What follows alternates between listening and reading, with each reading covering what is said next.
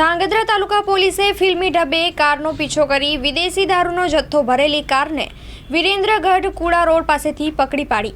સુરેન્દ્રનગર જિલ્લા પોલીસ વડા ડોક્ટર ગિરીશ પંડ્યાના માર્ગદર્શન હેઠળ ધાંગધ્રા નાયબ પોલીસ અધિક્ષક જેડી પુરોહિતની સૂચનાથી ધાંગધ્રા તાલુકા પોલીસ મથકના incharge police sub inspector RJ Jadeja, police head constable Kuldeepsinh Zala, Vijaysinh Zala, Bharatbhai Sabariya, Sanjaybhai Pathak તથા વિક્રમભાઈ રબારી સહિત સ્ટાફ પેટ્રોલિંગમાં હતો। તે સમય દરમિયાન મળેલી ચોક્કસ બાતમીના આધારે પોલીસે ખોટી નંબર પ્લેટ લગાવી વિદેશી દારૂનો જથ્થો ભરેલી કારનો ફિલ્મી ઢબે પીછો કરી વિરેન્દ્રગઢ કુડા રોડ ઉપર દબોચી લીધી હતી।